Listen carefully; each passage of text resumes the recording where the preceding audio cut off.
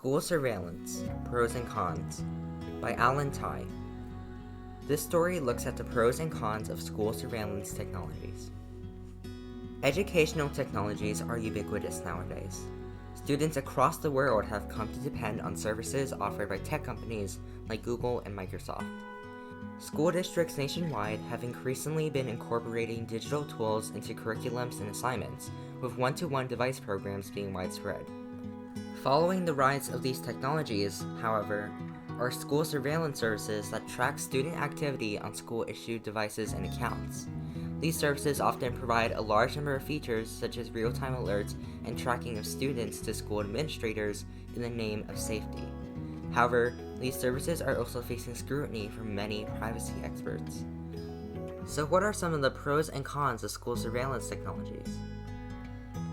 To uncover the answer to this question, we have to first understand what the state of school surveillance currently looks like. Services like Gaggle and GoGuardian have emerged in recent years as part of a $3 billion school security industry, establishing contracts with school districts across the country to ensure student safety. Specifically, these contracts come in the form of extensions being installed on web browsers to track students. Artificial intelligence is often used to sift through student data from search engines, chat, social media, email, web apps, and more in real time, alerting school administrators if something concerning is detected. Knowing how these surveillance technologies work, it seems intuitive that they help to protect students. Indeed, that's what many schools and the surveillance services themselves are arguing. The mental health of teens is currently in a dire state, with suicide being the second leading cause of death for 10 to 19-year-olds. Additionally, 70% of teens have seen anxiety and depression as major problems among their peers. To remedy this, school surveillance service Gaggle insists that they can help anticipate and prevent tragedies while guiding and supporting students online. Another service, Bark, claims that they've detected millions of severe bullying situations and thousands of severe self-harm situations. However, not everyone believes that school surveillance technologies are a force for good. Some have criticized the privacy policies of school districts and surveillance services for not clearly communicating who can see data, where data is going, what is being collected, and more.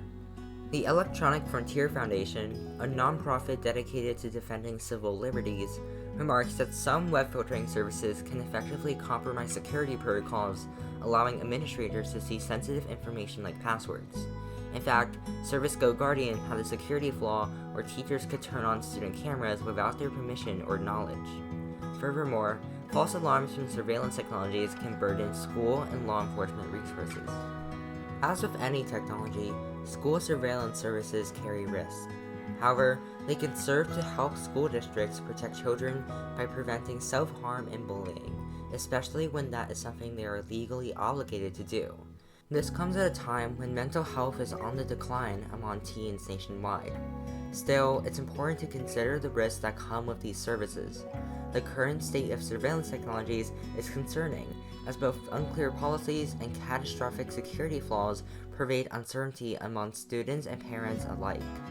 In the end, we should advocate for clear privacy policies across all digital services that students come in contact with, while making sure that current risks are addressed and future risks are mitigated or fixed as they arise.